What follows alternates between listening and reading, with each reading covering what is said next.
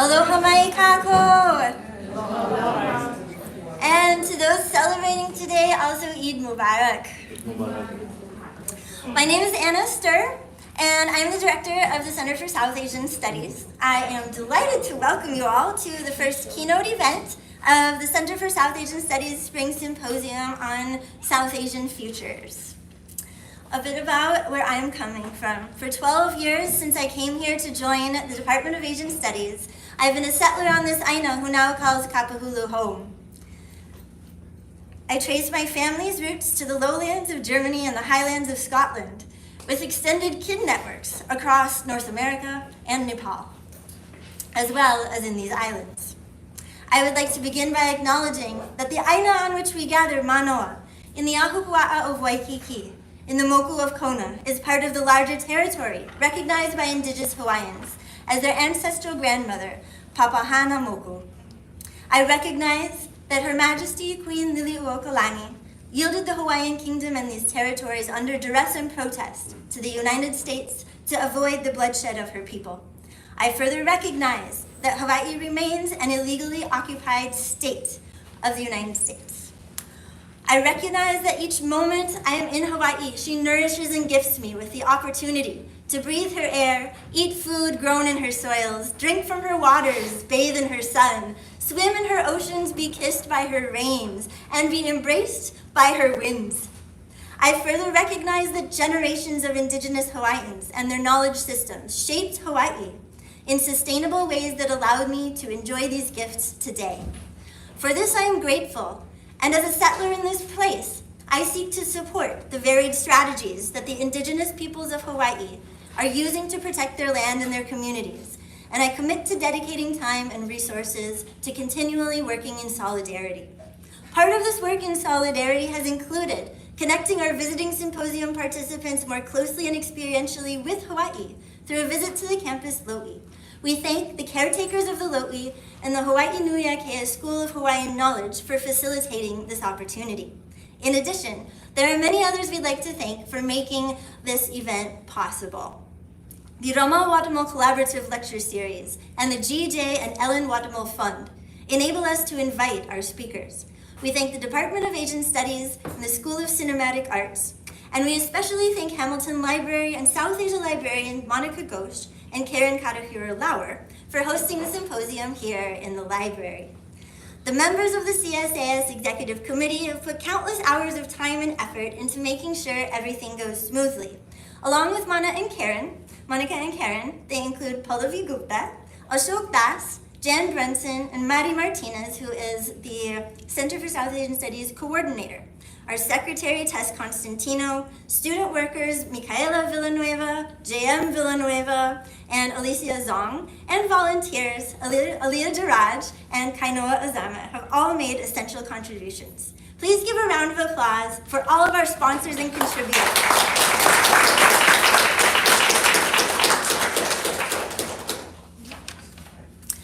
This symposium aims to provide a platform for scholars and visionaries to engage in discussion, share insight, and explore the diverse dimensions of futures, as imagined and as people have striven to realize them from South Asian perspectives, including diaspora and transnational perspectives. As we witness indiscriminate violence and other depressing things around the world, from Gaza to Myanmar, along with injustice and expropriation happening every day in our own backyards, it can be easy to fall into despair. We join today together to counter such despair with imagination, visions, critique, and analysis of the past, present, and what futures we may create. In the past 24 hours, as people have been arriving, my excitement has been growing about the conversations we will have and the connections we will make with each other, with this Aina, and with the wider world. I would now like to welcome Kainoa Azama of the Department of Political Science and President of the Associated Students of UH to deliver an ode of welcome.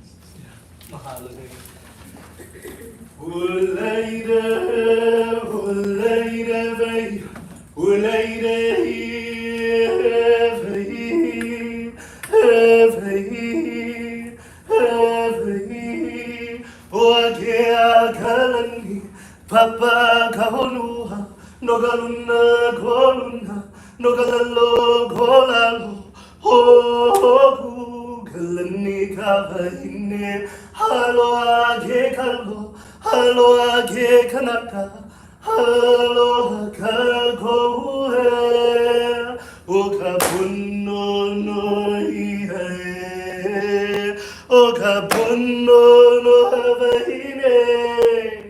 Io kamo oku aha kalapu io Hawaii mahalo nui quick pule too, as they say. The oli is the one way in which we're the people of the song, as they say, the kanaka ma oli, ma belonging to oli, to the song. It's the way we translate and the way we express our understandings and our teachings, but also one of the ways in which we honor the divine and all of the things that came before us. The other thing I'll really quickly say with the Pule, that's the way we do the prayer. To pu, to gather, to lele, to sele, to ascend. Pule, and we shorten it in the same way some other languages do. But for the Pule, eho mai ka ike no ho'oponopono no ia no. Eho mai ka ike no eho omaru no na mama a pauloa. So just asking for the guidance, for the knowledge to make things right, because I think that's the internal journey that we all each have to do, not only within ourselves, but for this world too. And then the last part of the Pule kind of ties back to that oli that was shared earlier, and I'll explain the meaning briefly as well. But the last part of the prayer is to ask for the guidance and the knowledge in order to bring peace for all the generations that come after. Because it ties back to, as the oli shared, and that oli was composed by Kumukavai Kapokalani Hewitt, the kahu from the Ahupua'a, which I'm from, He'e'i on the windward side of Oahu. He had shared that oli, which is a reminder that life is a result of the air, a result of the water, a result of also the spirit that is in each and every one of us and everything. So in those understandings, for us at least, it doesn't too much matter what you look like on the outside, because on the inside, do we all not need the spirit of the air, the spirit of the water, the spirit of the spirit, in order to make the journey for each and every one of us to go through life. So in those understandings, we understand that it's the breath, the atmosphere, the water that is the air, the ha, and also the vai, the life-giving water that is the spirit that nourishes each and every one of us. And they teach us in the islands, at least from our kupuna in the Pacific, they say, our islands, when it comes to, yes, they may be also distant on the surface when we look at the water, but we know in the depth, and it's through the water, that we're all still connected. So we're still a matter of kin, regardless of where we come from. The last part about the oli is it's a reminder that just like the Sky Father and the Earth Mother, you need balance in all things. What stays below must remain below, and what's above is so above, and let it so be. In those understandings, and we see a lot of trouble in the world as we take what's below and we put it in the sky. When we think about climate change, and we now think about the deep sea mining that's threatening the Pacific as well as Asia. And then in the last part, it's about bringing back the pono, bringing back what's right, and maintaining that balance through honoring again the ha, the vai, the e, and seeing it in each other. Because for us, when we talk about haloa, as it talks about in the chant, haloa oftentimes gets deduced to this story about the taro plant. A little bit different from the stories I was told, actually. But when it comes to the haloa, at least from Kumukavai Kapuokalani Hewitt, it is about the knowledge we exchanged from our elders since time immemorial, which goes, yes, back to the plants, because we're still related to them too, as we find in science as well. But for the ha, the breath that is not only exchanged with the plants, but exchanged with our elders, and through the passing down of generations, through the ohana, belonging not only to the breath, but belonging to the root. We understand that those lessons for us, it's always about the continuity of life. That's why they say the ha is the breath of life. The first thing you say on the way in, and the last thing you say on the way out. But in that understanding, we're reminded about continuity and the need that each and everything that we do in this life is about ensuring the continuity for future generations. Everything you do in life should therefore be traced with how you give life in our understanding, in our perspective of the universe. And that's the offering that we share with each and every one of you. Because it's something that it doesn't matter what color the skin is, it doesn't matter about what's so much on the outside, but when it comes to continuity, it's a necessity for each and every one of us. And as you can tell, I don't know why some countries, they kind of like church and government is a bit separate, but for us, spirit ties to all things. But in those understandings, I share with you and pray, and as the Oli does, as well as the Pule, that no matter what we do, may each and everything that we do and contribute to the continuity of life. And that's why the word for work, as they say, is hunt, belonging to the breath. But just sharing that, thank you to each and every one of you, and may we all be guided to do what is right. You guys look here. Mahalo.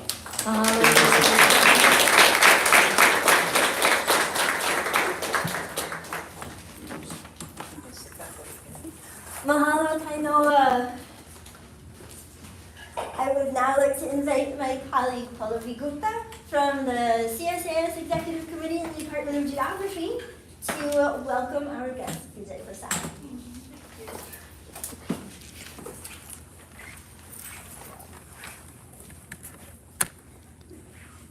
Thank you, Anna. Hello, everyone. My name is Pallavi Gupta, and like Anna said, I'm the Executive Committee member of the Center for South Asian Studies, and I also work in the Department of Geography at the University of Hawaii. It is my absolute honor to introduce Vijay Prashad. Vijay Prashad is a historian, journalist, chief editor of Leftward Books, and the executive director of Tricontinental Institute for Social Research. He is the author of 40 books, including Washington Bullets, The Darker Nations, A People's History of the Third World, The Poorer Nations, A Possible History of the Global South. Vijay Prashad has also written The Withdrawal, Iraq, Libya, Afghanistan, and the Fragility of US Power with Noam Chomsky. Thank you so much for joining us today, Vijay. We look forward to your keynote on South Asia and the new Cold War. And we look forward to understanding the rhythms of history. Dr. Jairus will moderate the session. Jairus is the director of the Hawaii Research Center for Future Studies.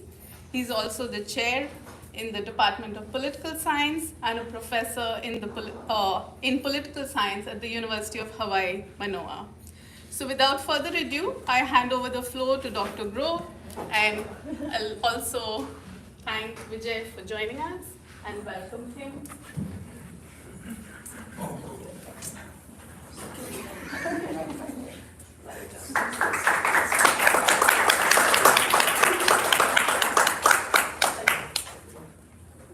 Go ahead. Oh, Yeah.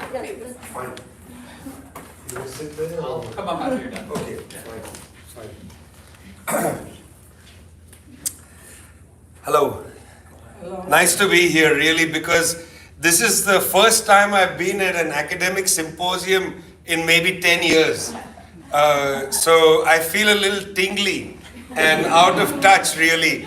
And the reason I decided to come here was because when I got the invitation, I thought, well, Anna works on the culture of the left in Nepal. And I thought, well, that's interesting. I thought the academy had stopped studying the left. And I thought, well, maybe I should just come and have a look and see what's happening. So thanks a lot, Anna, for inviting me. And I also decided to bring a couple of books from our Hindi publishing house, Vam Prakashan.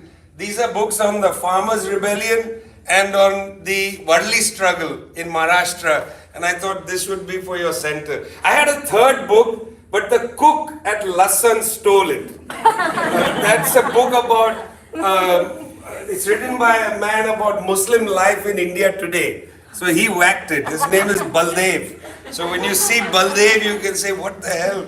It's meant to be for the library. But he saw that I had Hindi books and was puzzled, like, you know, ye hai kya? Kahan se aaye hain aap? Because who carries Hindi books?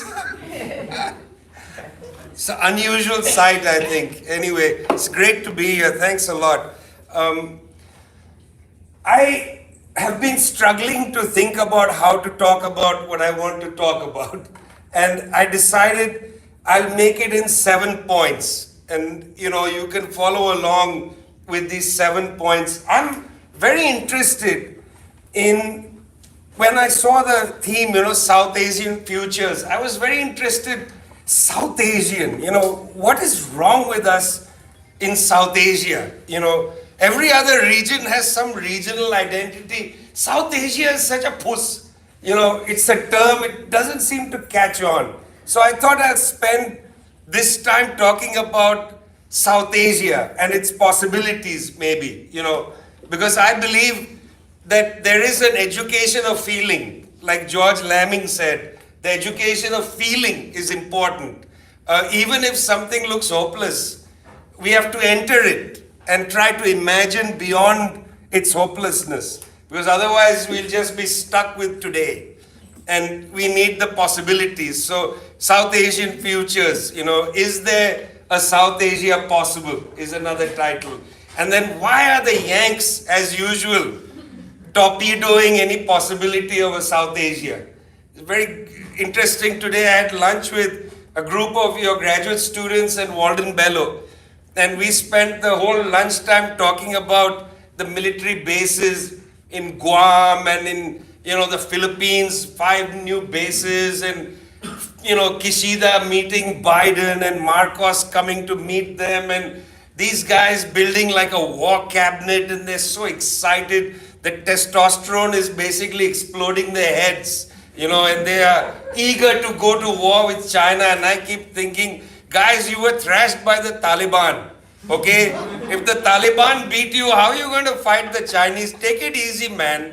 Like, read your own history, and it's not even like history from a long time ago. It just happened a few years back. You had to withdraw from Afghanistan, for God's sake. Grow up a little bit. Generals and others, have some decency of thought, okay? So, in a sense, those are the 2 catchphrases. Education of feeling and decency of thought. Can we have some decency of thought? Can we be at least a little bit close to the actual historical motion and not build, warships in our brains, live in a world of fantasy and so on? Can there be some decency of thought? Okay? So 7 points, and then we can have a discussion. The first point is the point of hyper-imperialism. In January, my research institute released a big study. I mean, we've never done this before, 186 pages. It was a real feat because we are working with a group called Global South Insights to build a giant database.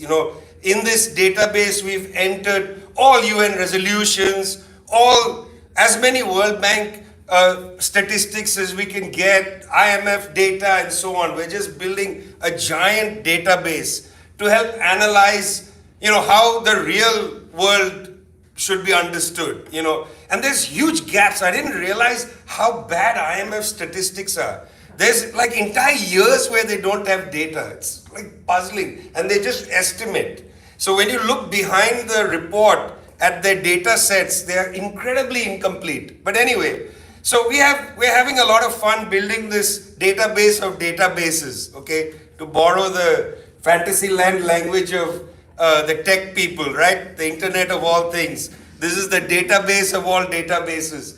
But when we started working on this, we looked carefully initially at military spending. And I was actually struck by what we found. Because there's an institute in Stockholm, SIPRI, which is the gold standard of collecting information. But SIPRI just takes government data as the governments give it. So they say that US military spending in the realm of 900 billion, somewhere around there, give or take a few billion. But we looked carefully at this and found this is an enormous deflation. It's a huge underestimate because they actually don't take something quite obvious, which is Department of Energy figures for the nuclear program. Like the nuclear program is funded by the Department of Energy. So if you don't have that number in there, I mean, how can you think of the US military without the nukes? It's crazy. So we added everything, including the interest on the debt that accrues because of military spending, and the number we got was 1.56 trillion. It's a lot more than 900 billion.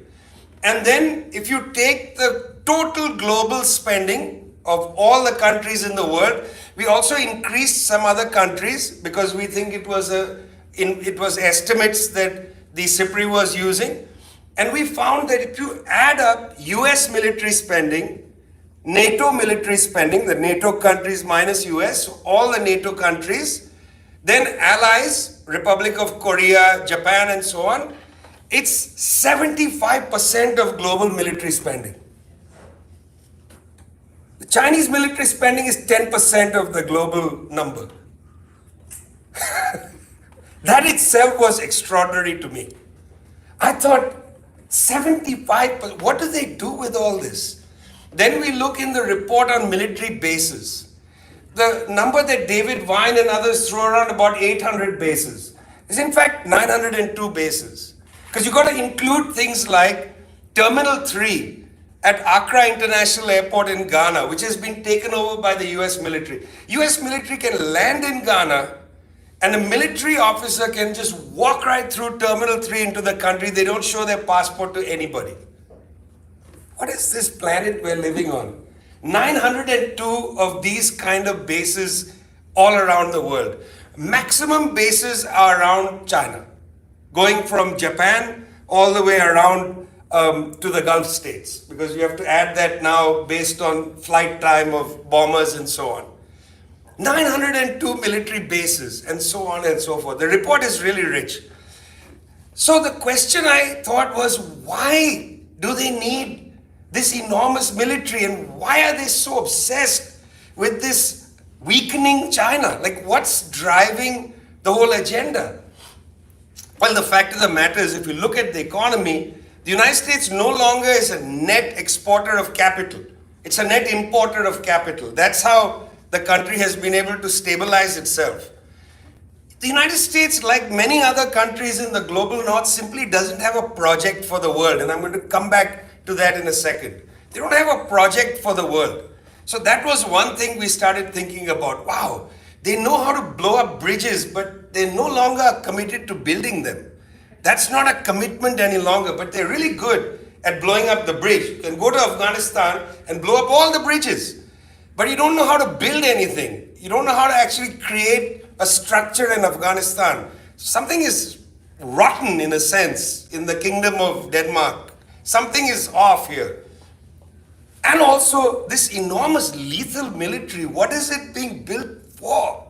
Like, why do you need hypersonic cruise missiles? What is the need to place missiles, more bases in the Philippines and now in Darwin, Australia, lengthening the runway so that nuclear weapons can be housed in Australia, despite the fact Australia is a treaty signatory of the Treaty of Rarotonga for the nuclear-free South Pacific. You're still going to now position nuclear weapons in northern Australia. What is going on? So the two words we used to describe this hyper-imperialism was dangerous and decadent. Dangerous because it's dangerous. I mean, they're sitting there now in Washington, Kishida, Marcos, and Biden. What are these old men doing? You know, what is the idea of putting the squeeze on China? US ships have been dancing around the 12-mile limit. You know, if you're sitting in China, that's 12 miles from Shanghai. There are no Chinese ships off the coast of New York. They're not dancing around the 12-mile limit on US shores. This is happening in what is known as the South China Sea or the West Philippine Sea or whatever you call it. It's happening over there. Why is the US 7th Fleet basically fully positioned there? It's extremely dangerous. They're playing chicken in the waters. They're going right up to the baseline, going right up to Chinese ships, and Chinese ships are now coming right up to US ships. It's extremely dangerous. So one of the words we use is this hyper-imperialism is dangerous. But the second is it's decadent. It's decadent because there's no project. You know, I read the US reports about how Biden is old and has, senile and whatever, or that Trump is dangerous. This is an irrelevant conversation. The real conversation is, no US leading politician has any program or project. They have no idea how to move the ship. When Biden came in, he thought, oh, we'll put money into infrastructure. He couldn't pass the bill. There's no political will. Germany, right now Germany was at the ICJ brought by Nicaragua. It's a ridiculous situation going on with Germany. Professor Nancy Fraser signed a letter on Palestine and some university rescinded a visiting professorship. I mean, Germans have lost their mind.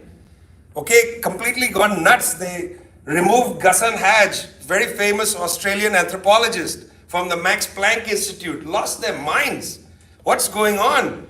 But then Olaf Scholz standing there at a press conference talking about defend Israel, and next to him was Anwar Ibrahim of Malaysia, just took him to the cleaners. Effectively, Anwar Ibrahim said to Olaf Scholz, where's your humanity? Are you a human being? Well, interestingly, none of the European leaders, just like the US leaders, have a project. What are you up to, guys? How are you going to solve your pension problems? You can't keep solving things by putting pressure on workers. Look at the situation in France. They keep trying to lift the pension age. There are more and more protests. Only in the southern European states, they pushed it through because they have wretched political systems. In fact, so interesting to watch Prime Minister Meloni, the right-wing Prime Minister of Italy, wanting to change the constitution. Because in Italy, they keep having governments that fall, betrayals, money payoffs, mafia, whatever.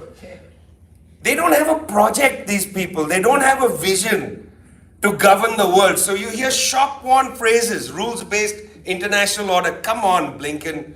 Rules-based international order. Biden, the president, voted for an illegal war against Iraq. The whole world knows that. People are laughing. That was part of Anwar Ibrahim's criticism.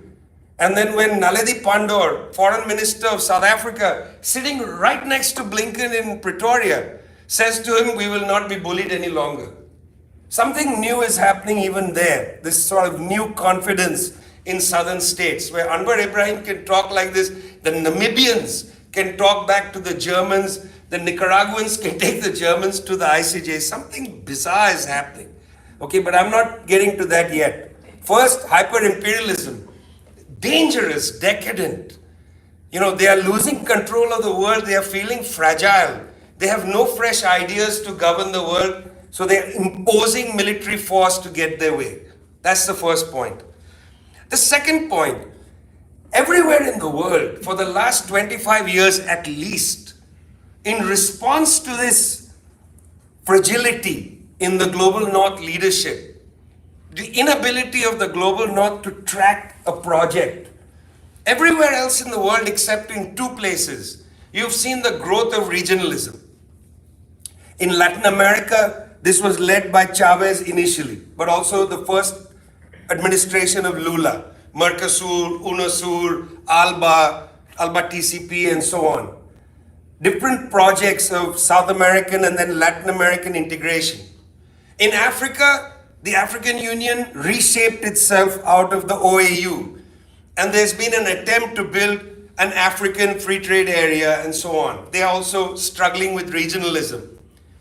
In East Asia, ASEAN, firstly, rejuvenated itself, rebuilt itself, founded in 1967, but rebuilt itself after the fall of the Soviet Union. And then the Chinese built the SCO first in 1996, I believe, or maybe just earlier, 95, the Shanghai Cooperation Organization, and now RCEP, the big trade agreement, mostly bringing in the East Asian and Southeast Asian countries. Regionalism has been happening everywhere except in two places. One is the MENA region, Middle East, North Africa, for obvious reasons. I mean, look at what Trump did with the Abraham Accords. So smart, went in between the Arab states, got the monarchies on side, almost got Saudi Arabia into the Abraham Accords, didn't succeed. Later tried it with the India, Middle East, Europe corridor. Desperate to get some, but very clever, dividing the non-monarchies from the monarchies. But MENA regionalism is a mess, and you can see it now with this bombardment of Gaza. the Arab states just can't move. You know, you find, it's really interesting that it's not the Arab states that brought Israel to the ICJ. It was South Africa. Why wasn't it Egypt, or why wasn't it Algeria? Algeria took the ICJ case to the Security Council, but didn't bring the case to the ICJ. So in the Arab world, in the MENA region, the regionalism thing is not happening. And South Asia, I mean, it's ridiculous, like what is there in South Asia. It's a laughing stock, okay? SAARC, I can list all the SAARC centers. I don't know how many of you have been to South Asian University in Delhi. Used to be a hotel, remember? Still has a feel of a hotel when you walk in the lobby and so on. I mean, it's a great idea, right? But underfunded, uncared for really. And then the political attack on South Asian University. SAARC, I mean, it's like a running joke. I'm going to come back to SAARC. So the second point, regionalism seems to be one reaction to this dangerous and decadent push from the old leaders who tried to lead the world after the collapse of the Soviet Union. But South Asia is just unable to get it together. Okay. Number 3, it's very interesting. All the advisors of the ruling classes of South Asia have basically been advising them to increase regional integration. So the World Bank, the IMF, the UN Conference on Trade and Development, UNCTAD, the World Economic Forum, all of them have written really interesting reports saying you need to have regional integration. Now, all of them point out that regional trade in South Asia is 4%. Okay, it's 4%. Compared to the European Union, 67%. It's one of the lowest regional trade in the world, 4%. Out of the 4%, India's share is 76%. So that means most of the trade is like, for instance, cross-border trade India-Nepal. Nepal cannot survive without goods coming from India. If you take out the India-Nepal trade, it's basically zero. Okay, because that's the bulk of the trade. India-Nepal, India-Bangladesh. That's the bulk of the trade. If you remove that, it's ridiculous. I'm going to give you some examples. Okay, here's the crazy thing. In Tamil Nadu, they produce pretty good railway coaches. Now, I know you study the railways, and I'm sure you have a romantic sense of the railways. I mean, Indian Railways is not like the best railway in the world, but we all remember the days when we could have a cooler and you didn't have that bloody plastic cup, right? You could drink your tea and then smash it outside because it's ecological. Now, of course, people buy the plastic cup and throw it out of the window because the habit is there, but the rail lines are littered with plastic. I mean, it's the most nuts policy, right? All those cooler makers went out of business. Some stupid plastic factories thrive, and then the tracks are littered with plastic. Anyway, Tamil Nadu makes really good railway coaches. Sri Lanka imports railway coaches from Romania. Okay, Pakistan, interestingly enough, imports tires from India. But the tires from India have to go to Dubai to come back to Pakistan. I mean, I have like 1,000 examples of this. It's just crazy. You know, like why is Sri Lanka not just buying railway coaches from India? Why does it go to Romania? And by the way, the railway coach from Tamil Nadu is cheaper. And I've seen pictures of them. I have never gone and visited the factories. But it looked like the Tamil Nadu one was as good, if not better. Okay, and I don't have a bone of nationalism in me. It's just from looking at the pictures. They didn't look like the Romanian one was so good, you know. Okay, it was comparable. But it's more expensive and the transport cost is insane. But yet that's exactly what the Sri Lankan government does. Okay, so knowing this, because everybody, I mean, I'm not talking about some left-wing, I'm talking about the World Bank. All these people are saying you need to increase regional trade because it's good for the economy. You know, there are all kinds of economies of scale and so on. You can bring down transaction costs, the border duties, you know, and so on. Of course, between our countries in South Asia, the list of prohibited goods is so long that your mind would spin. It's almost like the Israelis with Gaza. You can't bring pipes in. Why can't you export pipes? Like, what's the problem with that? Oh, that's on the prohibited list. I mean, some of this stuff is bureaucrats who, in a negotiation, lean on each other and end up forgetting the bigger picture. Maybe. I don't know what's going on. But it is true that in 2006, the South Asian Free Trade Agreement opens, SAFTA. It's not like SAARC is without that basis. You have a free trade agreement. And that was the EU road, effectively. That's how it was thought of, is that if you can increase trade, that'll move you towards some kind of integration. Start with economics, don't start with politics. That has been the way SAARC has moved. SAARC founded in the initiative of the Bangladeshis. Ziaur Rahman put it on the table in 1980. It took 5 years to convince the Indians to come to the table. India and Pakistan were the last to agree to the formation of SAARC. Basically, it was all the non-India Pakistan countries saying, guys, we are like dying here. Nepal, every time India has a problem with Nepal, just close the border, squeeze the country. I mean, it's bullying, So Nepalis, Bangladeshis were desperate to have a Teesta Waters agreement and thought this would be a good way to bring the Teesta Waters dispute into a broad conversation about a free trade area. And it's not like there's no precedence for this. In 1960, India and Pakistan signed the Indus Waters Treaty in 1960, So it's not like there's no precedence in a difficult time for coming through and making some kind of agreement. It's not like completely crazy. Okay. Interestingly, when I broached this question to bureaucrats in Delhi, asked them, what's up, guys? You've got this SAFTA, this South Asian Free Trade Agreement. Why is it not moving forward? Like, why is trade stuck at 4 or 5%? 1 year, 5%, 1 year. Other places, the regional trade is booming. Look at ASEAN, booming trade. They said, the problem is that this is an economic agenda to bring countries together economically, but, the problems are political for us, like India, Pakistan, and so on. But in fact, if you study other regional developments, it's not like they didn't have political problems. I mean, we forget the problems between France and Germany. They went to war at least from the Napoleonic Wars all the way to the end of World War II, right?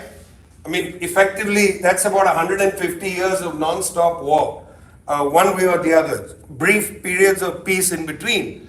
So after World War II, it's true, the United States occupied West Germany, and the Soviets initially had a Soviet zone which became the DDR, and then the Federal Republic, and the US put a lot of pressure on the Federal Republic. That's all true. But you may remember that the first coming together of these European states was not through politics, it was through the European Coal and Steel Agreement. It was the Coal and Steel Agreement which was the genesis of the European Union. It was about tariffs around 2 essential products, coal and steel. So it's not like other places haven't had conflicts. And we look at ASEAN. Initially, of course, China was not part of ASEAN. But you may remember that in 1978, China invaded Vietnam. When Vietnam went into Cambodia to stop the killing fields, China militarily invaded Vietnam. And yet, China and Vietnam have been in ASEAN for a long time. In fact, RCEP, which was initiated within ASEAN, RCEP is the big comprehensive trade agreement. It's the largest in the world. It was started in ASEAN and it was signed in Vietnam. It benefits the Chinese enormously. It creates a huge trading zone for Chinese commodities, but it was signed in Vietnam. So if the Chinese and Vietnamese can come to an understanding, that's another example, a good example. Then when you go to Mercosur, people forget, I happen to live in Santiago, Chile, so this is a live issue that there was many years of conflict between Brazil and Argentina. These have not been countries which have been friends. They had a lot of problems at the border and so on. Mercosur was a way to bring these countries together, to dampen a lot of the trade disputes that they had, including between Bolivia and Brazil. Serious trade dispute between these two countries. So it's not like these regional blocs, Mercosur, ASEAN and so on, didn't bring countries together. And it may surprise you to know that India and Pakistan have given each other most favored trading nation status. That's bizarre. So these two countries see each other as the most favored trade, but they barely trade with each other. So what is the point of a most favored? Many of you may not have even known that there's most favored trading. I mean, what is the point of this? So it's not like the basis isn't there. It's important to know this, because when we look at this and say, well, it's futile, throw your hands up, there are lots of historical examples of places where this simply was not on the agenda, but something turned the key, and we'll have to come back to that in a minute, okay? The fourth point, this is a neglected point, but it used to be a big deal earlier. Earlier, I remember in the 90s, people used to talk about people-to-people diplomacy. This has gone out of favor. But I remember when Harsh Mandar left the IAS, and other peaceniks, Anand Patwardhan, we would have people-to-people diplomacy. We'll go to the border. I remember going with them. We went to the border, Amritsar border, and stood there with signs, and white flags and whatever, surrender. And the other side, our Pakistani friends would come, Parvez Hood Boy and the 15 liberals would stand on the other, we'd wave signs to each other, people-to-people diplomacy. And there was a cricket match. We got to go to the Gaddafi Stadium in Lahore to watch the cricket match, and sat there in a group with big signs, people-to-people diplomacy, But in fact, it's not necessary to belittle that, because underneath that is the South Asian popular, which I don't think we really pay too much attention to. I mean, it's very interesting, and what I'm going to say is so super obvious, but still it sometimes escapes us. I mean, I was born like Pallavi, I'm from Bengal, and you have this border with Bangladesh, and you speak the same language and have the same cultural traditions, and the people have gone back and forth from forever, including at partition. And the great poet of Bangladesh, Nazrul Islam, used to walk up and down bare feet in College Street when he lived with the communists, Muzaffar Ahmad and others, singing Ami Bidrohi in the streets of Calcutta, which is the national poet. I mean, there is the popular, a South Asian popular that, is there in southern India with the Tamil Nadu population and the people of Jaffna and, sections of Sri Lanka. And of course, Pakistan and India, the most idiotic, political rivalry ever, because the cultural similarities are incredible. They are incredible. I mean, no wonder when Manto wrote his superb story, Toba Taxing, when the lunatic is running around, he just babbles gibberish. Remember that? O Pardi Girgirdi, Engs di Bediana di, Moom di Dal, and then he yells, off the Pakistan government, off the India government, he dies on the border. Because it's ridiculous. The cultural side is ridiculous. There is so much shared, and it's so much subsumed under national imaginaries, or really right-wing nationalist imaginaries. The way in which, for instance, the Indian Doordarshan was reconstructed, actually not immediately, but in the 1960s, Doordarshan reconstructed Hindi and started broadcasting this heavy Sanskritic Hindi. Even we had to read the dictionary to figure out what was going on in the Hindi news, And similarly, in Pakistan, the Urdu became more ornate and Persianate, and Hindi words were expelled from there and so on. But underneath that, in the world of the South Asian popular, there's a great deal that's shared. If you go to the Madheshi region of Nepal, people speak Bhojpuri and so on, right as they do across the border.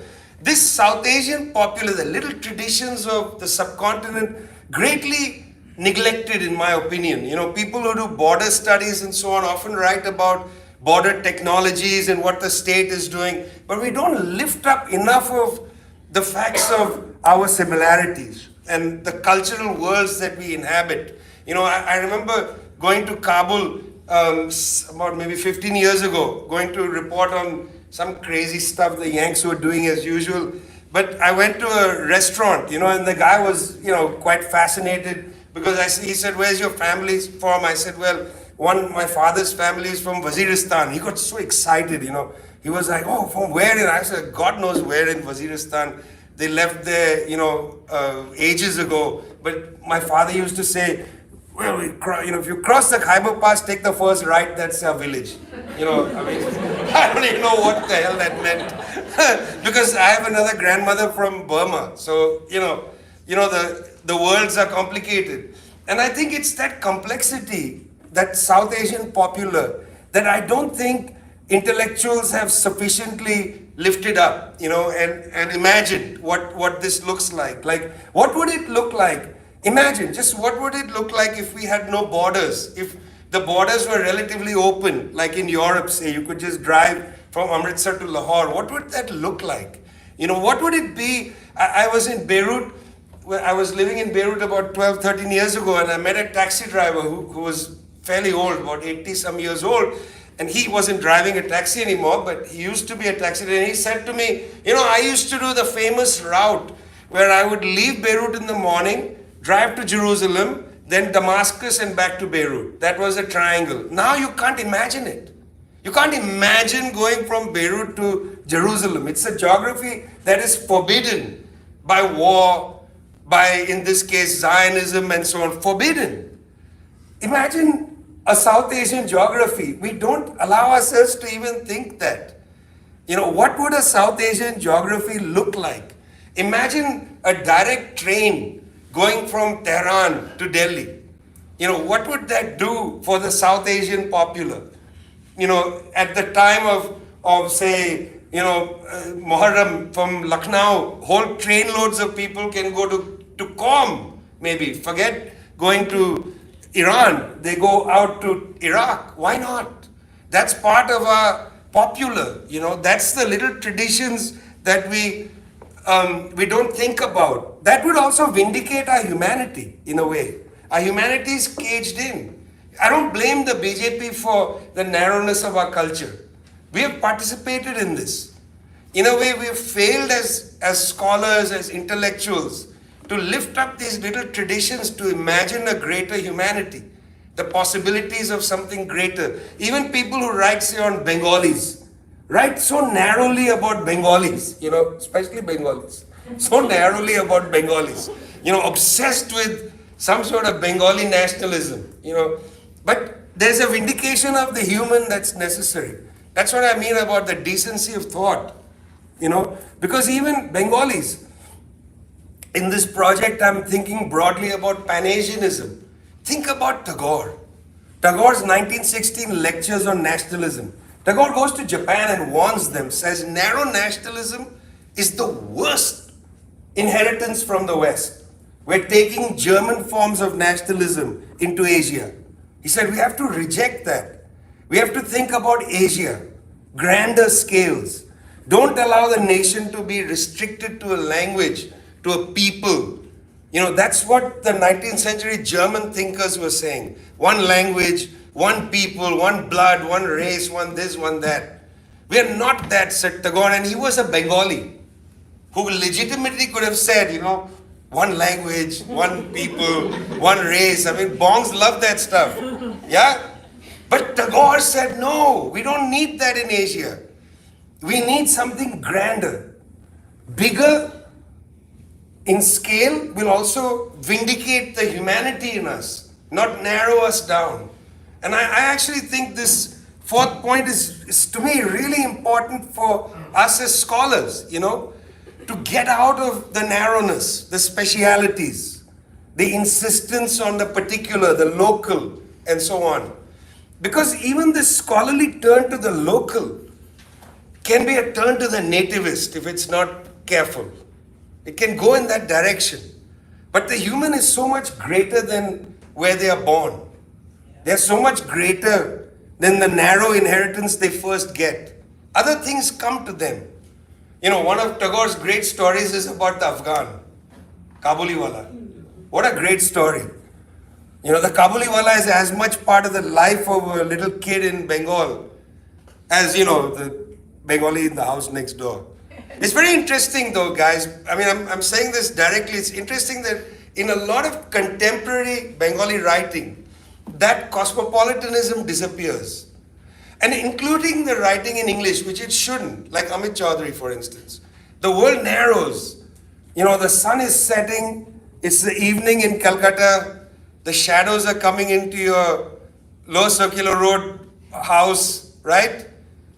You can hear the cars outside and so on, and there's no other sounds. There's not even the Muslims of Park Circus, you know, the biryani coming from Shiraz. Doesn't exist in the story.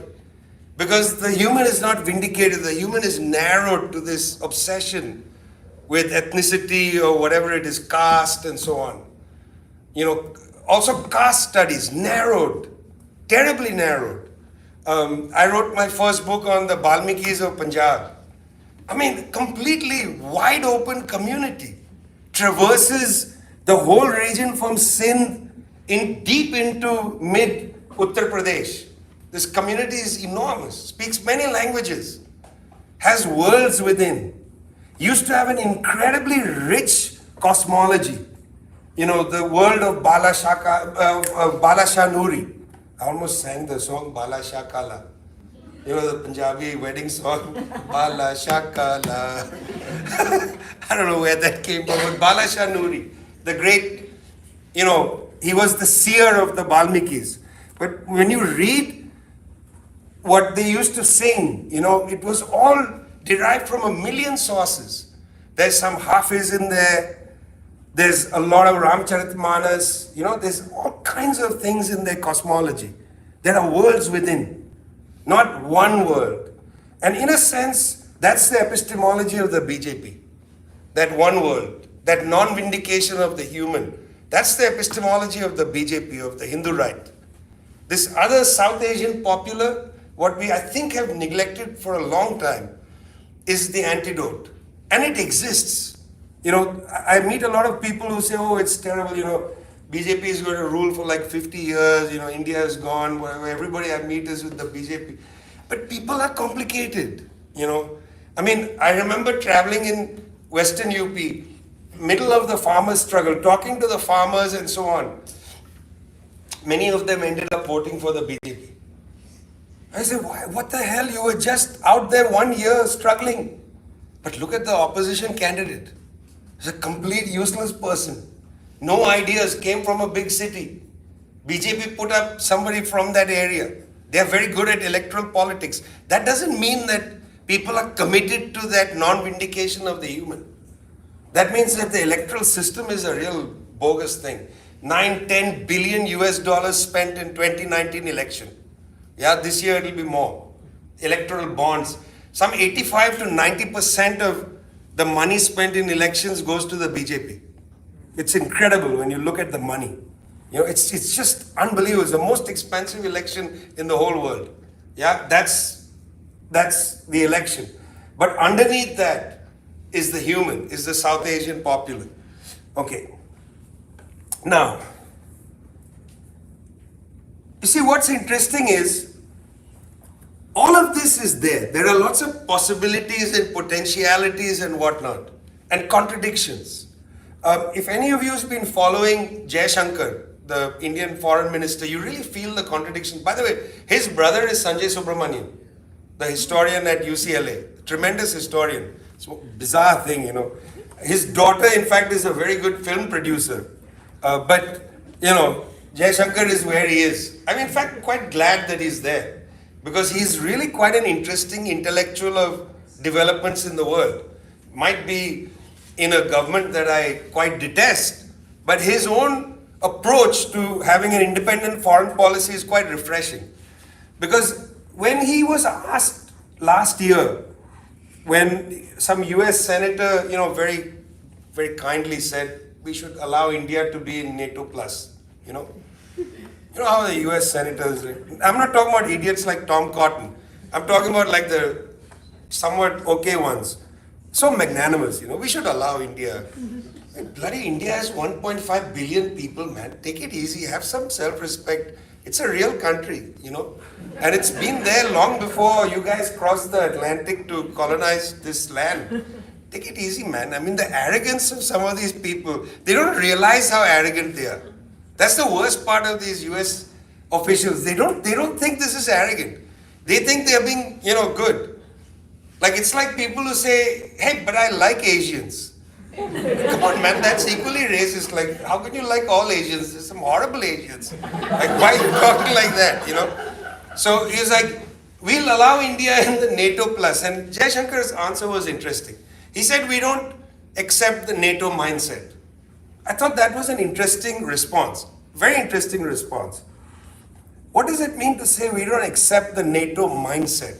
It means India is caught also in a whole bunch of different entanglements. It's like with Israel. On the surface, the BJP has a close tie-up with the Israelis. They have a link ideologically. India is the biggest importer of Israeli weapons and so on. On the other side, India is an enormous importer of Gulf Arab oil. And that kind of traps India a little bit. So India, for instance, with this particular war, couldn't defend Israel. Unlike the Europeans, Modi couldn't stand up there. He's never given a press conference, but he couldn't release like a TikTok video or do his Man Ki Baat, do a Man Ki Baat saying, I'm with Israel. He doesn't know how to do press conference, if you notice. This is not his style. But a Man Ki Baat he could have released. You know Man Ki Baat? You should subscribe to it. It's hilarious. It's hilarious. It's like Modi goes on forever. Anyway, but even there, these entanglements, you know, with this or that, with the Russians buying oil from Russia and so on. Because part of it is, even though right-wing government with its own narrow allegiances, at some level it has to deal with the fact that people can't be allowed to starve completely.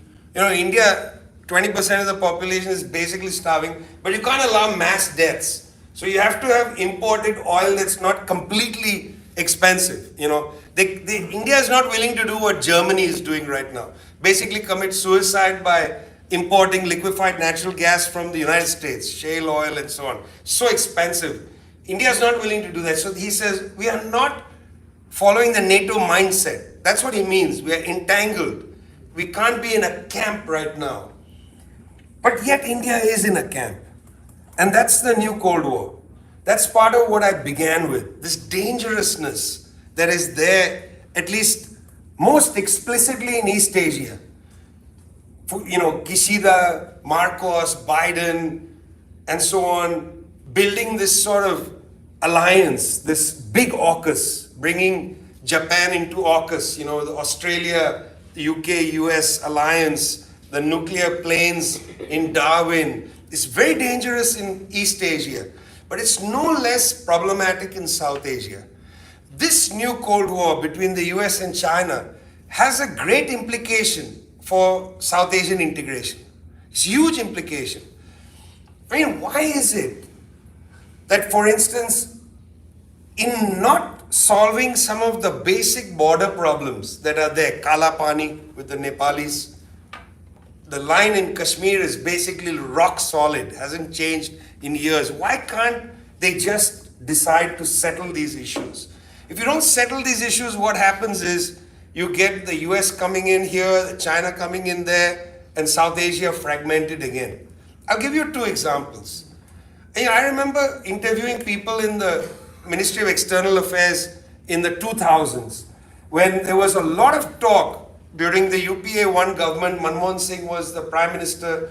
There was a lot of talk about building a pipeline from the South Fars field in Iran through Balochistan, down into Sindh and then into India. It was called a peace pipeline. So a lot of talk about this.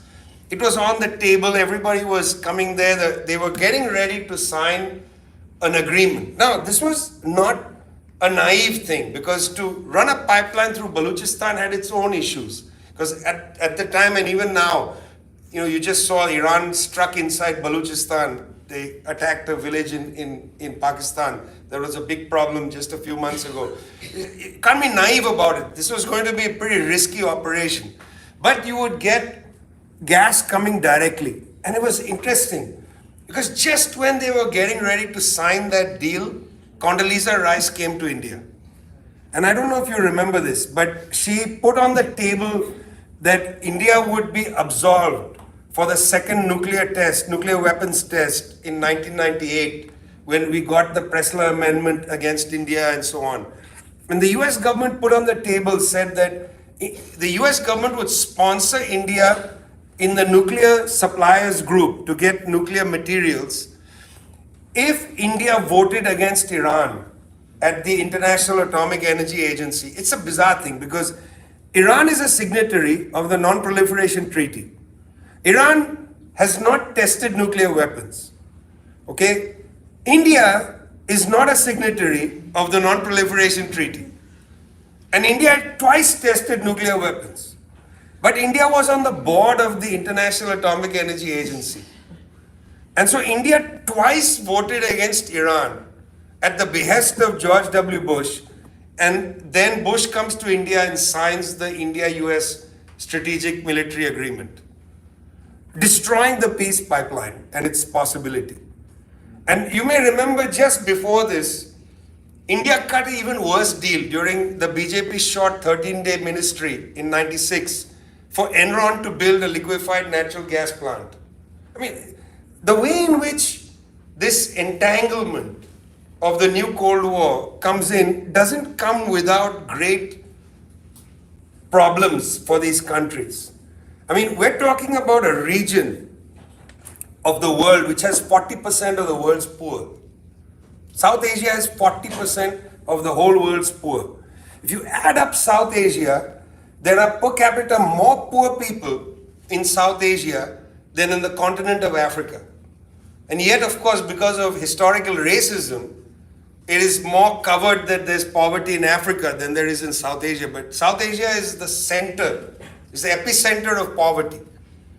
And this kind of shenanigan is exactly the opposite of a poverty alleviation scheme. And we as intellectuals haven't fought on this terrain.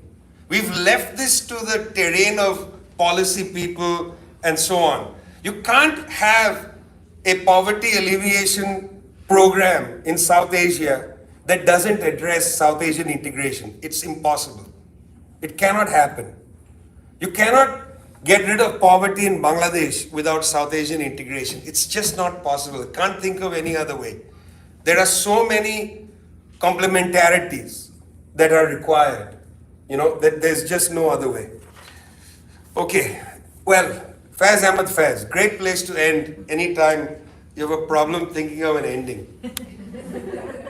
I have said a lot of things about intellectuals. I haven't said too much about the elites in South Asia.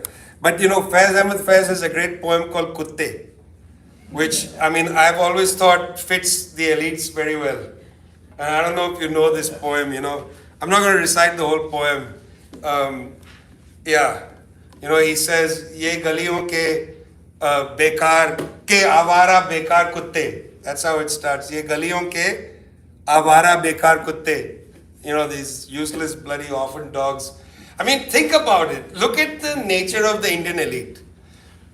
I'm not a huge consumer of social media. But in the last couple of months, every time I opened my Instagram, I saw the Ambani engagement party. Anand Ambani on stage with like Shah Rukh Khan, with this, with that. It's interesting. And I don't mean to just belittle Anand Ambani and whatever her name is, I've forgotten. Yeah, Rita, no, what's her name? Deepika, I don't know, whatever her name is. Come on, guys.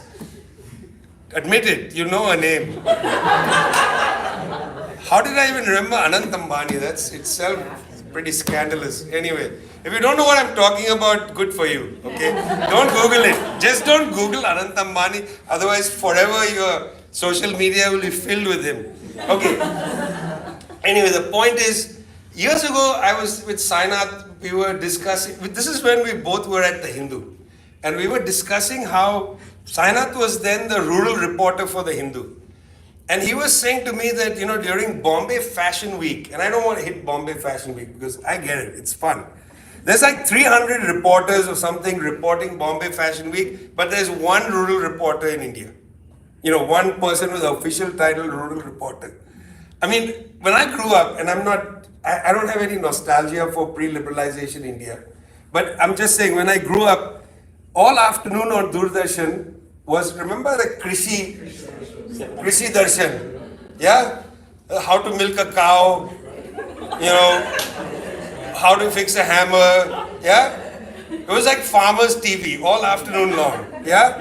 I mean, I never watched it because I was outside probably getting high or doing crazy things, but on TV still they had Krishi Darshan and, you know, whatever. And then, you know, if you were in Bengal, you got Chiching Punk, which was, you know, one of the, Open Sesame, one of the great children's shows in the world. But there was this whole farmers thing in India, you know, the Kisan and so on. Now you put the TV on. I mean, who's watched Indian TV recently? It's like it's another planet, you know, it's hideous. I mean, our popular culture has become hideous. The films have become hideous. They're difficult to watch, even though some of my friends are in Bollywood, and my Sudanwa now has become a big star. He was in Vikram Veda as the cop and so on. But the films are hideous. I mean, you know, what's happening to the South Asian popular? It's definitely not in that, okay? So you say, ye galiyon ke avara bekar kutte, you know, Ambani, come on man, you build this giant house, then you say the vastu is bad, you don't want to live there. I mean, what the hell is this? I saw a video of Adani boarding a plane. I mean, the arrogance of their body language, it's extraordinary. You know, Adani walking, you know, just the 3-phone look, you know, he's got the 3 phones in his hand. And they always like, I watched another video of another big industrialist, forgotten to, you know, he's got 20 entourage handing something, they're opening doors, pushing people away.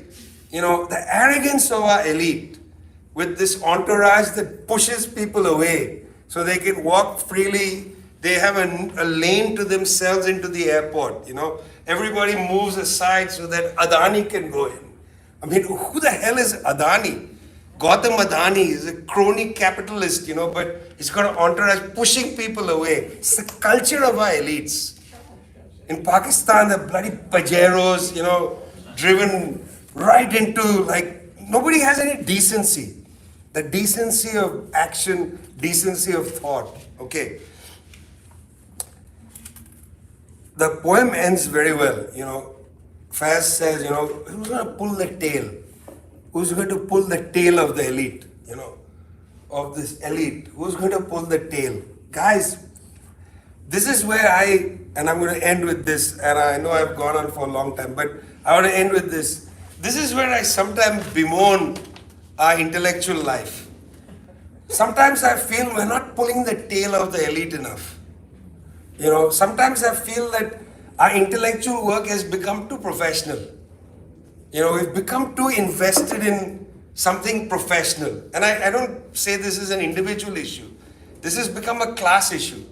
I remember when the 7th Pay Commission came in India, suddenly you saw faculty who used to come on their bicycles. And again, I'm not a romantic thinker, but they used to come on their bicycles. Suddenly they had chauffeured cars with the 7th Pay Commission. I don't know if you remember this, but lives changed with one pay commission.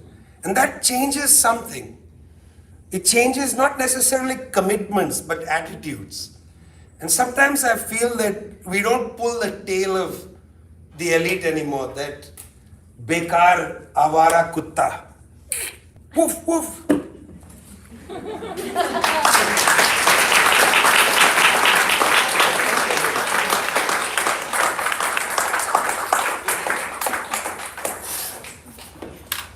Thankfully, I've not been given the task to follow the Beatles, as it were. I'm just here to call on you and maybe push the conversation forward a little bit. So I think we've got a really rich talk, a lot going on. So I think I'll just start with the audience and then we'll see, see where it goes. If you're thinking of a question, I just want to say, first I thought Jairus was Parsi because his name is Jairus. Yeah, but turns out it's more interesting than that. You can tell them later. And speaking of elites, the first person who asked me that was Pallavi. Well, I thought between Pallavi, myself and Jairus, we'd all be Calcuttans. But well, maybe honorary Parsi, honorary Calcuttan. For waiting for hands. I might get you started. Oh, please, yeah. So you have, I love this idea of an education of feeling. Yeah. Particularly given the context of trying to push regionalism, which is, I remember it's somewhat ironic. My very first talk in graduate school was Gayatri Spivak giving a talk on Pan-Asianism, right? Which seemed out of character for her in a certain sense, right? It was right after Critique of Post-Colonial Reason came in, but there was an exciting moment in 2000, 2001 that ASEAN Regional Forum, that these things were going to be something not quite like non-alignment, but like could really be something. And so bringing regionalism to this context now where the European Union is sort of on the brink of falling apart, South American regionalism is not where I think all of us thought it was going to be. ASEAN is sort of dead in the water. We don't see those kinds of possibilities. In fact, some of the most economically integrated countries that followed that path of regionalism, I'm an IR guy, so in 1965, David Matrani published this theory of what he called functionalism, which was about the coal and steel tariffs. That if you could find this way forward, right, you could sort of leapfrog over politics in favor of these functional alliances. But we have a world of functional alliances falling apart, including the one between the US and China, right? Two of the most economically interdependent countries in terms of their dependence on one another, one for capital, one for labor.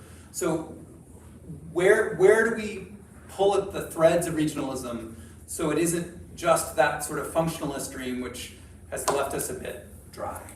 Yeah, no, it's a great question. It's interesting how it's true that things are fragile or breaking up, but also that there is a desperation. So for instance, in this Lula government, the foreign finance minister, Fernando Haddad, just before they won the election, he published a piece in Folha de São Paulo where he wrote about the need for a South Asian currency, that they need a way for them to essentially reconcile regional trade in a currency. And initially, they made a deal with the Alberto Fernandez government. And then Milei came. And the whole thing is, the apple cart fell over. But this idea of, Dilma Rousseff in the New Development Bank, she's been pushing the idea of local currencies rather than the dollar. China and Russia have basically gone to something like 86% of their bilateral trade is denominated mainly in renminbi, not in rubles so much. But this idea of the non-dollar trade retains within it the possibilities of some regional kind of arrangement. Now, it's true that there will always be zigs and zags. So while you do have a problem in ASEAN, partly because of the new Cold War, but RCEP is growing. And so you have this ginormous trade agreement, which has advantaged a lot of countries. India didn't join RCEP. And I think it's a big problem for India, not having joined that. I mean, part of it which is crazy is that imagine if India and China actually traded with each other. The complementarities there are unbelievable.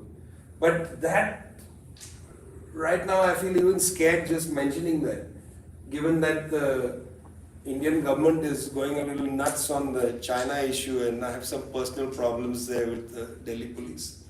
So I can't say more than that. But the issue is that this de-dollarization conversation, which is not just some nutty thing on the side anymore, Sure. It's up there in the halls of power, that could be something like a new kind of regional architecture.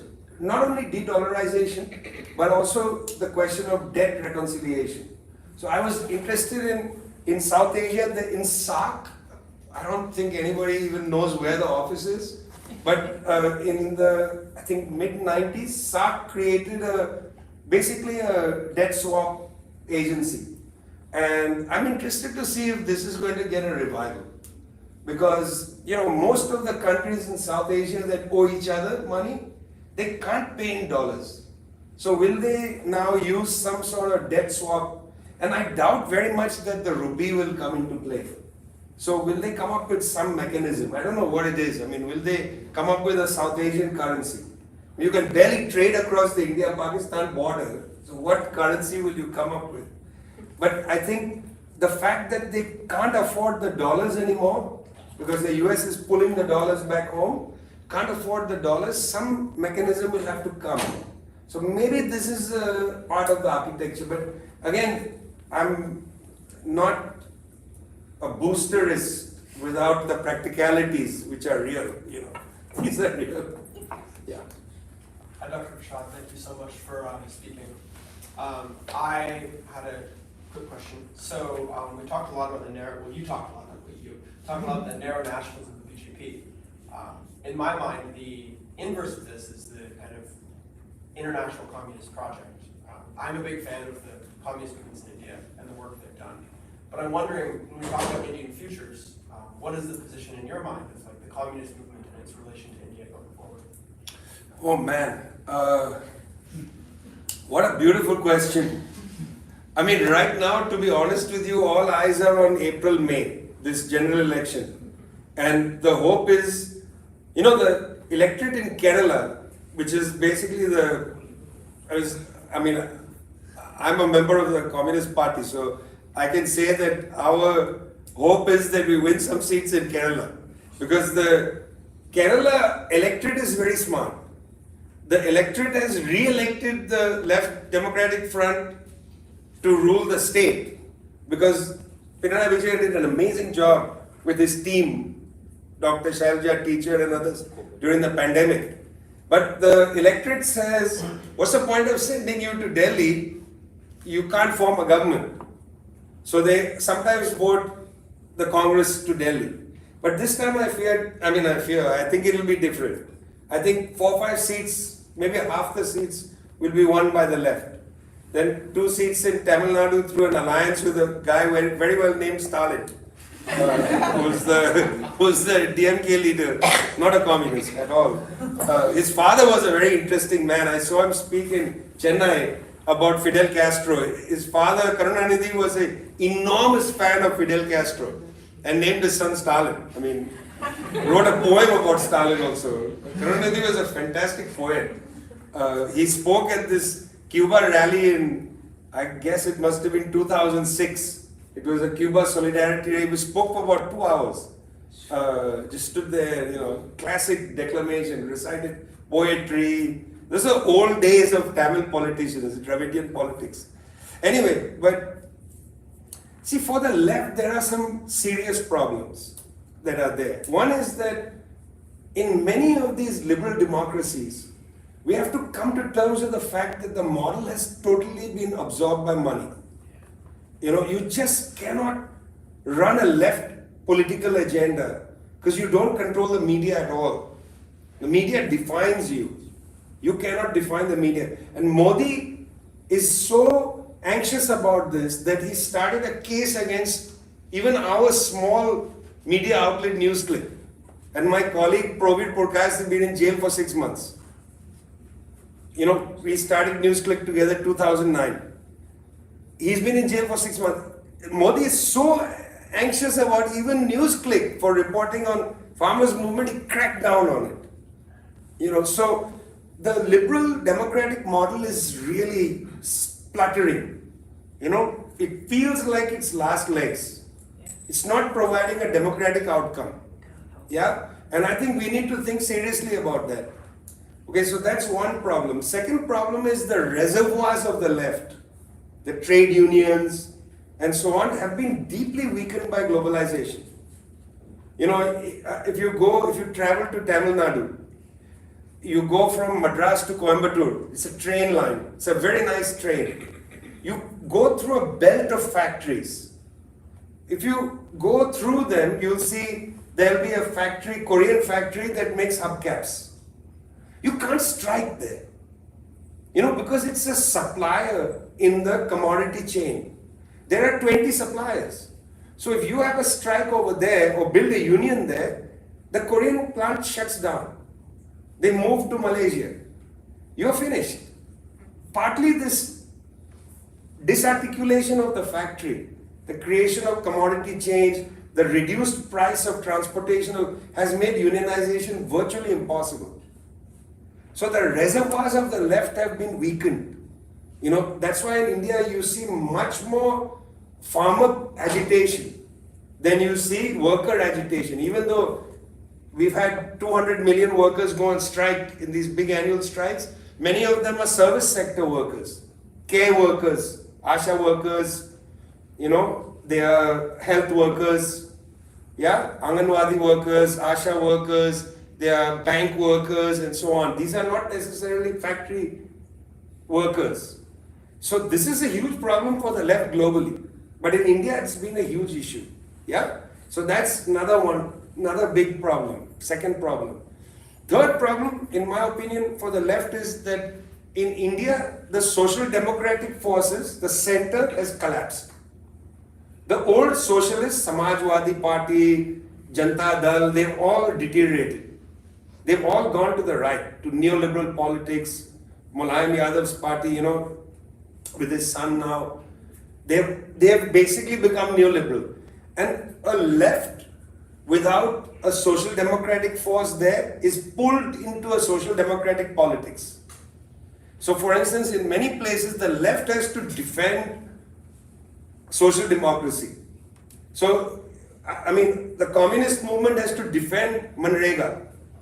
That means the employment guarantee. That's a policy that the social democrats should be defending, the left should be critiquing it. But if there's no social democracy, the left is obliged to come there. So when people attack the communist movement saying, oh, they are reformists, it's not the communists that are reformists, it's that Indian politics has seen the deterioration of that center and the center left. So even the Congress has gone to the right. So this is very difficult. You can't build a left in any country without social democracy. You need a center left ally. I live in Chile. The communist movement is very strong in Chile. It's in the government now. But it's allied with the social democrats, with Frente Amplio. So Frente Amplio and the PC are together in the government. But it's not a communist government. It's a center-left government strengthened by the Communist Party, which is the biggest party in Chile. But it's because Frente Amplio is there that the left can do the work the left has to do, which is attack the Social Democrats for not going far enough. Otherwise, you are basically managing the system. And we see that in India all the time. So if you look carefully at the communist movement's rallies and dharnas and so on, it's often welfarist, arguing for some social democratic rights for people. And so you're unable to actually spend the time building the forces of the left. Your entire capacity is there, fighting for housing, this, that, important things. But where previously the Loyaites would be there. In India there used to be a tradition of non-communist socialists. That whole tradition is dead. It's expired. It's a real shame. I don't think it's a good thing. I think in India, more important than the left becoming stronger is the Social Democrats coming back. And there was some hope, briefly but misguided, that Sonia Gandhi would move the Congress slightly to the center. But that idea was misguided because it's not a question of Sonia Gandhi. The whole Congress party is collapsed. It's an infrastructure without an agenda. They have a huge infrastructure, but it's trapped by also this dynastic stuff. Those critiques are correct. Dynasticism also ruins politics, it's become a family affair. But also, one individual can't move the whole thing. It was brought so far to the right, it's very hard to take it back. So that's a big issue in India. There's no center. Thank you, Vijay. I wanted to pick up on some of what you're saying now in your last comment. I think one way to maybe think of this is the decline of a certain kind of possibility which was there in ballot box democracy during the 20th century. For the formal structures of democracy and the substantive democracy, and there was also a disjuncture between them. But during the 20th century, I think because of women getting the vote in the early 20th century because of anti-colonial movements and other suffrage in India during 1947 and all kinds of other reasons, that disjuncture between the formal structures of democracy and the substantive democracy, the gap was smaller. Whereas what I think the counter-revolution or the counter did successfully from the late 20th century and the early 21st century is to learn how to cut that. And so that the form, and so I think, like I was in Delhi like maybe 20 years ago, 15, I was taking a cab from the airport somewhere, and I think one of the elections were coming up, and I was just talking to the taxi driver, and he was like just chatting him up on what he was going to do, and he had moved to Delhi from Eastern UP, and so one of those classic migrant stories. And he was, look, I don't care about political parties, I care about Vikas. Yeah. And I think why the people are really so disillusioned is because they're disillusioned about, there was some sense that you could actually vote and achieve something, and that's gone. Right? That's just totally, it's crony capitalism, it's oligarchies across the world. And I think that is a kind of a challenge, is that what are the instrumentalities that will allow that kind of popular expression of politics a channel, right? So that's my kind of questions, let's comment. I'll say on the one thing about film, I'll say that there are interesting things in Tamil film. Balaji and Vetrimaran, and there's a whole slew of directors in the last 10 or 15 years who are working in a very commercial or like little cinema, who are doing interesting things around caste. No, look, firstly, the map of India is so interesting because South and West India is one world. That's where the BJP wins about 20% of the seats. And then West and North India, they win like 90% of the seats. It's like two Indias, in a sense, when it comes to the BJP. This issue of I very much appreciate what you said about substantial democracy and the ballot box democracy. You can say it's the spirit versus the act, or however you describe it. This is real. But you have to also, in one sense, see what the BJP has done with not only electoral politics, but with the state. So the BJP inherits from the Congress an anti-statism. The state is bad. Let's push the private sector. UPA 2 was all about the private sector. We got to go with this, privatize that, and so on. But what Modi did was really smart. It's not like they stopped the Vikas and the social welfare programs. They continued it. In fact, they increased some of them. But what he did was, he personalized it. So every single social welfare program in India is now called Pradhan Mantri Social Welfare Program, Pradhan Mantri Gas Cylinder Program, Pradhan Mantri this. And when you get the damn gas cylinder, you get a letter with Modi's face and a letter from Modi saying, I have given it to you. So it's not the state delivering it, it's not the private sector, it's bloody Modi delivering it. And what I found in Rajasthan was so interesting in the last election, why the BJP did even better than before, is when they do this Pradhan Mantri gas cylinder program, so they give gas cylinders to like these 10 families in a mohalla in Jodhpur, and then the RSS fellow goes with a list of their names and they form a committee of gas cylinder recipients and they organize them. So now, based on this bloody government program, they become Modi bugs. So, man, like, how do you defeat that? That's at a different level of using electoral the structure of the state and electoral democracy. It's like you're not voting anymore for your local MP because you're MP and Modi. It's personal, it's incredibly personalized. In Turkey, Erdogan had to actually change the system to presidential. India, you don't bother with changing the system. Modi is effectively all the offices. Did you see the award given to Advani. The President of India was standing there, Advani and Modi were sitting. The President, she was standing there, man, no seat for her.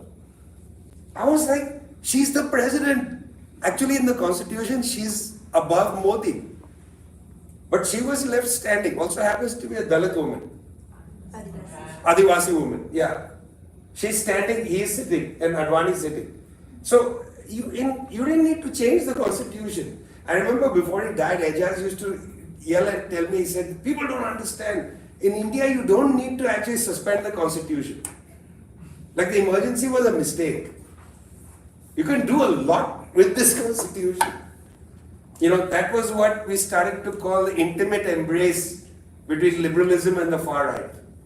There's an intimate embrace.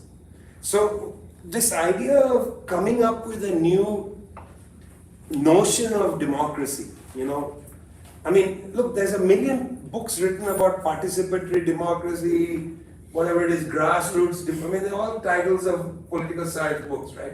Grassroots democracy, participatory democracy, whatever. It can't model this. This is not going to go from model to life. This has to go from struggle to model. So really, how are we going to struggle in this?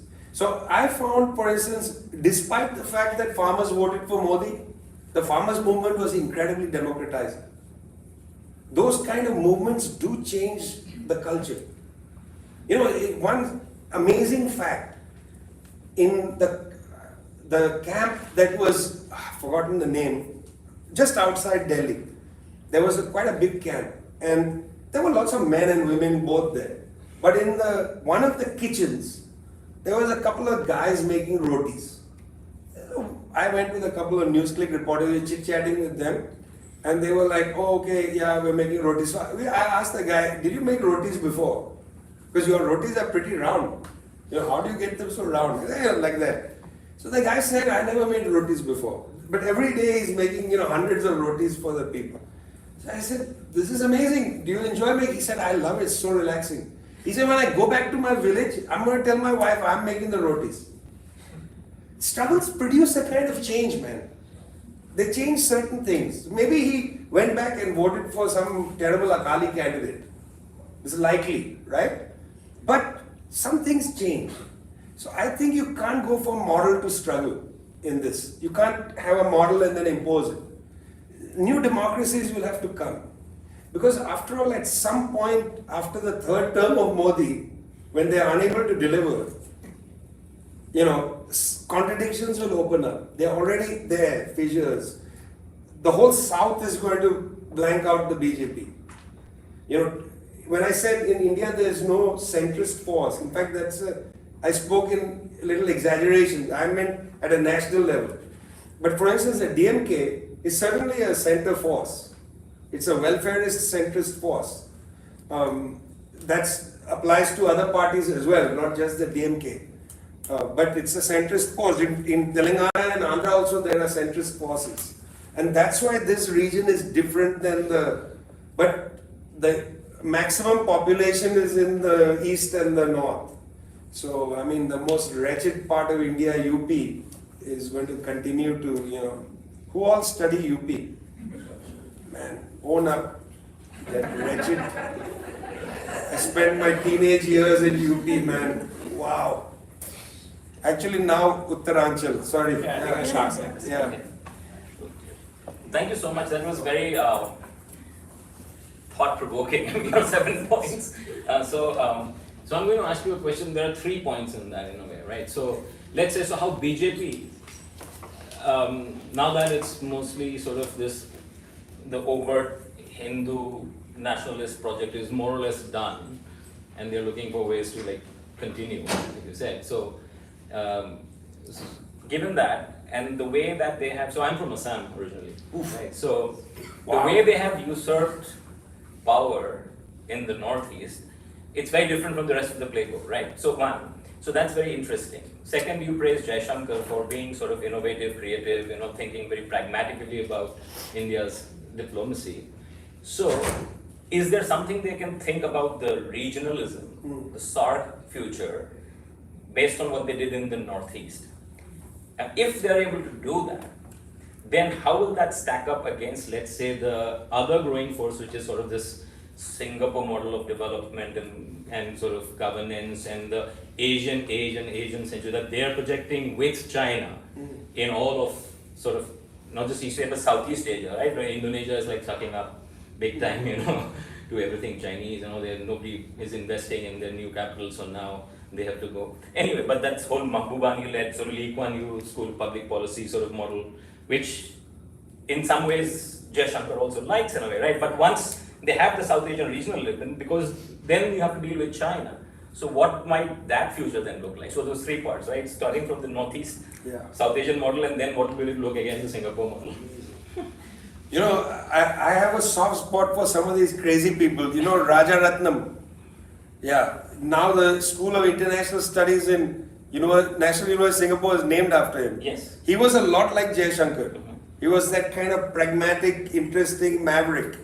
He was Lee Kuan Yew's thinker about how Singapore, which is what? Remember when Singapore broke from Malaysia, Lee Kuan Yew went on national TV and cried.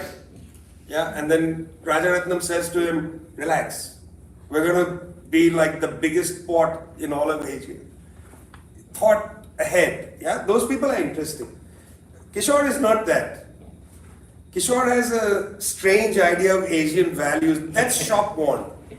That stuff doesn't have any legs, honestly.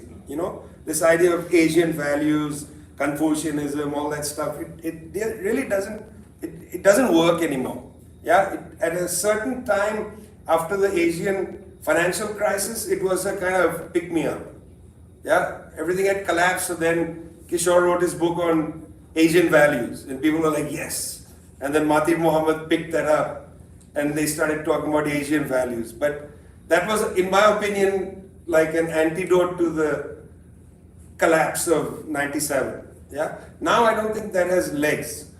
But I have a feeling they're a little bit trapped because one of their exits into international trade has been destroyed. So you remember last year, see, Adani owns 2 ports in Gujarat. He has a stake in Dubai ports. Also, 2 Chinese companies have a stake in that port. He owns the port of Haifa in Israel, and he owns 2 ports in Greece. So at the G20 meeting, when India, Saudi Arabia, and the European Union negotiated the India, Middle East, Europe pipe, corridor, yeah, which was going to take goods from India to Dubai through Saudi Arabia into Israel. So it was a way to, in a way, bring a kind of de facto normalization between Saudi Arabia and Israel, and then to Greece. So that was going to be this great Indian, Saudi, Europe corridor.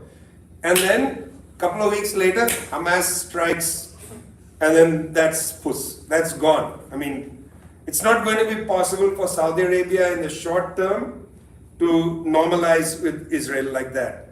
So that means that that whole dream of Modi Adani, I mean, imagine the money Adani would have made. He owns all the ports, man. Like, it's actually like an Adani corridor. It's not really a India, Middle East, Europe. Yeah, it was an Adani corridor. But that's gone. So then they have to reconsider. Because now what are you going to do? You've got an economy that is growing at 7%. Yeah? You're producing goods and services. Who are you going to sell it to? You're going to send it through the Red Sea? That is a traffic jam. Yeah? Where's the markets? You haven't built the infrastructure to trade with Africa. The Chinese have leapfrogged over you. The Chinese are already trading with Europe. They have a great trading route from the north. They don't need to come down to, Pakistan and go there.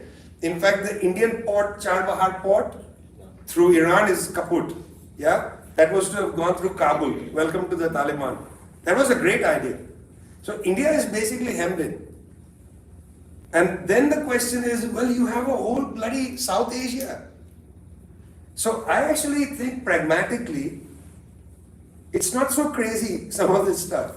Like if India, with the largest economy by far in South Asia, goes on the table with this caretaker Pakistani government or whatever this last election was, a shambles, and puts on the table, look, we can trade across the border. Yeah, we can start sending trucks over. This would be enormously popular, you know, in both sides. Businesses, I'm talking about the business class. Yeah, and so I think actually this is now a possibility. But I feel that because we still have this SARC as a joke attitude, and it's not on the table. So I was very interested to hear Shyam, who's the head of the IIC. He led a seminar last year where he had Subhashini Haidar from the Hindu, Raja Mohan, you know, and other, like, you know, people who whisper into Modi's ear. They were at a round table. I think this was held in Habitat or somewhere. It was like a lot of top whisperers into the power, and it was about the possibility of South Asian integration.